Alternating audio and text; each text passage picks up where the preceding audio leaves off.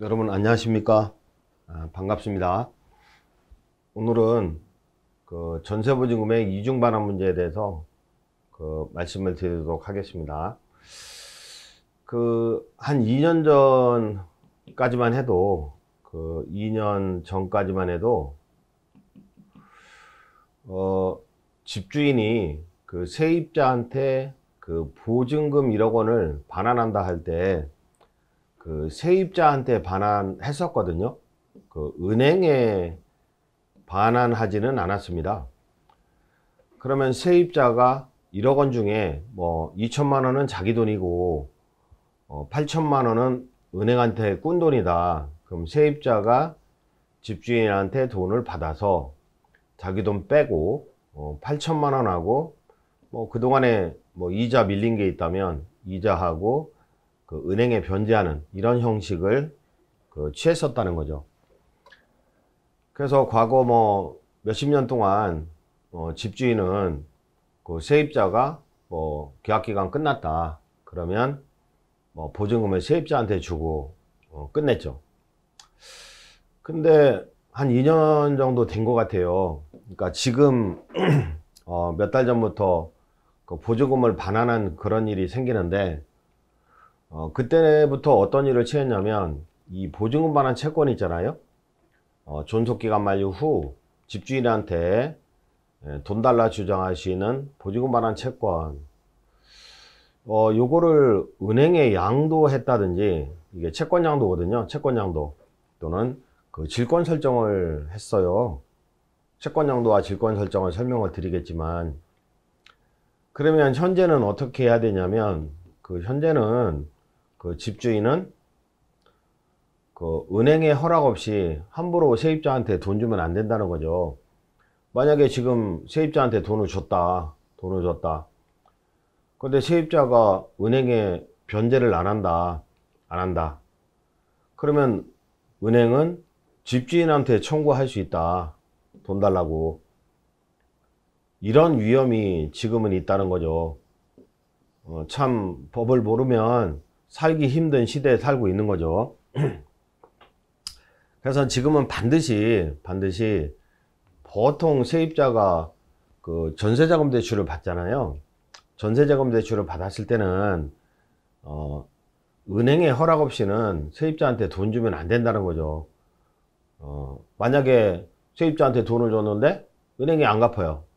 그러면 전세금을 또 은행에 갚아야 되는 이중 반환의 위험에 처해 있다는 거죠. 그래서 이런 사실을 모르고 이중 반환하는 그러한 위험이 요즘 있다는 거죠. 옛날에는 그러지 않았는데.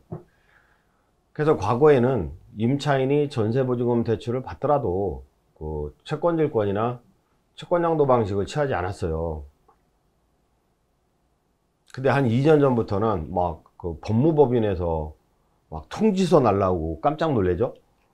내가 뭐 잘못한 것도 없는데 뭐 법무법인에서 우편물 왔다고 하니까 근데 읽어보면 채권이 양도됐다 하고 통지하는 거죠. 그래서 채권질권이나 채권양도 방식이 뭐냐면 만약에 을이 갑한테 1억 달러 주장하시는 채권이 있다. 뭐 보증금 반환 채권도 채권이죠. 또는 대여금 채권도 채권인데 1억 원의 금전 채권이 있다 할 때 채권자는 을입니다. 병한테 채권양도 할 수 있는 거죠. 병한테 채권양도 할 수 있는 거죠. 그러면 채권자는 병이 되는 거죠. 채권양도 계약에 따라. 근데 만약에 5월 1일자로 채권양도 했어요. 야, 나 갑한테 임대차 계약 기간이 끝났다. 또는 뭐 대여금 채권이 발생했다. 그 채권을 너한테 양도할게 하고 5월 1일 날 채권 양도 계약을 했어요. 근데 갑은 그 사실을 모르고 우리한테 변제할 수 있잖아요. 유효하다 이거죠. 몰랐으니까. 근데 채권 양도 사실을 통지를 했어요. 채권양도 사실을 채권자의 위임을 받은 양수인이 통지를 했어요. 그래서 5월 3일 날 통지서가 도달을 했다. 그러면 5월 3일 이전에 도달받기 전에는 변제해도 되지만 채권양도 사실을 알게 된 거죠. 그 안 이후에는 을한테 변제하면 안 되고 병한테 변제를 해야 되는 거죠. 법무법인에서 막 그 우편물 봉투를 그 집주인한테 통지하고 하니까 집주인들이 깜짝 놀래가지고 항의하고 그러잖아요. 그러니까 요즘은 또 그 은행에 위임을 받은 외주업자들이 오죠. 와서 그 임대차 계약 사실 확인서를 써달라고, 뭐 1억 원의 세를 놨다 써달라고. 그러면 갑은 써주죠. 예, 이게 승낙인데 알겠어요. 5월 3일 날 알고 나서 알겠어요 하고 승낙해 주는 거죠. 이렇게 채권양도는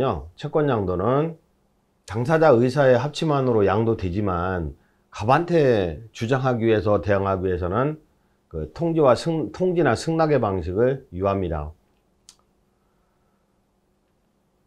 그러면 갑은 5월 3일 이후에는 병한테 변제를 해야 되는 거죠. 이게 집주인이고 요게 임차인이다. 임차인. 그러면 임차인은 보증금 반환 채권자거든요. 1억 달러 주장하시는 채권자, 임대차 계약기간 만료시. 근데 그 채권을 은행에 양도를 했다 이거죠. 은행에 양도했다. 그러면 통지나 승낙의 방식에 의하는데 임대차 계약 사실 확인서도 써줬어요. 알겠습니다 하고 5월 3일 날 승낙한 거죠. 그러면 집주인은 세입자한테 보증금을 반환을 했다가는 큰일 나는 거죠. 세입자한테 보증금을 반환했는데 세입자가 은행에 변제하지 않아요. 보통 저도 그랬었는데, 아니 왜 세입자가 은행에 보증금을 변제 안 하냐, 지가 꿨는데 그렇게 생각하고 살았거든요. 근데 반환을 안 하는 경우가 훨씬 많아요. 그러면 은행은 임대인한테 돈 주세요 이렇게 청구한다니까요. 그래서 을한테 반환한 집주인은 은행에 또 반환해야 되는 전세금의 이중변제 위험에 처해 있다. 한 2년 전부터 이런 일이 있었다 보니까, 그러니까 2년이 만료되고 지금에 와서는 이런 일이 많이 문제가 된다. 그래서 제도나 법을 모르고 살기 참 힘들게 된 세상이 된 거죠. 질권 설정이다. 질권 설정이다. 그러면 뭐 보증금 1억 원이 있다. 그러면 은행은 저기 채권양도 방식에 의하는 게 아니라 그 질권 설정 방식을 취했다. 그러면 뭐 원금이 8천이다. 원금이 8천이다. 그러면 한 120% 정도 질권 설정을 하거든요. 8천에다가 지연이자 같은 것도 받으려고. 그래서 질권 설정 사실을 통지하거나 승낙을 합니다. 그러면 갑은 8천하고 120% 요거는 을한테 변제하면 안 돼요. 우선 변제적 효력이 병한테 있거든요. 질권 설정의 방식은 채권 자체를 양도하는 게 아니라 이 채권에 저당권 설정하는 것처럼 이 채권에 질권을 설정하는 겁니다. 그래서 현재는 그 전세 보증금 대출을 실행할 때 그 채권 질권 설정하거나 채권 양도 방식을 취합니다. 그래서 요즘은 임대인이 임차인한테 보증금을 주고 보증금을 안 갚으면 은행한테도 변제해야 되고 이런 이중 변제 위험에 처해 있다는 거죠. 순진한 집주인들은. 그래서 임차인한테 보증금을 내주면 절대로 안 된다는 그런 말씀이죠.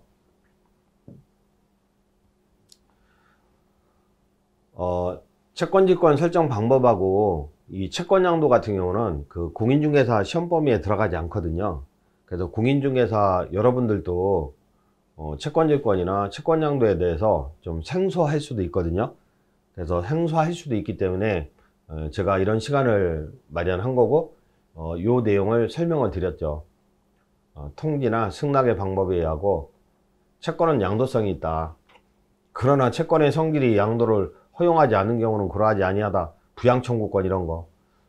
근데 양도성이 있다는 거 요 정도 아시고요. 통지나 승낙의 방법에 의한다. 보통 은행에서 그 채권질권의 설정의 방식인데, 그 임차인의 임대 보증금 반환 채권의 질권을 설정하는 방식입니다. 어떻게 질권을 설정하냐면, 보통 서울보증서 은행이 뭐 세입자 믿고 돈 꿔주고 그런 게 아니라 이 보증서를 담보로 돈을 꿔주거든요. 그래서 서울보증서 부증서 발급 상품은 서울보증보험이 임대인 집주인에게 뭐 임차인의 보증금 반환 채권에 예컨대 1억 원의 보증금 반환 채권이 있는데 원금 8천에 120%를 질권 설정했다. 이런 식으로 통지하고 또는 임대인 찾아가서 동의서를 받아서 대출이 실행되는 거죠. 그 통지나 승낙의 내용은 그 계약 종료, 임대차 종료나 변경 시에 금융기관에 통지해달라. 보증금이 깎였다든지, 임대차가 만료됐다든지, 그러면 금융기관에 통보해달라. 그래서 임대차 종료 후 보증금을 반환할 때는 금융기관에 반환해달라. 그런 내용이 됩니다. 방식은 채권양도 방식에 의한다. 이 질권 설정도 통지나 승낙의 방식에 의한다.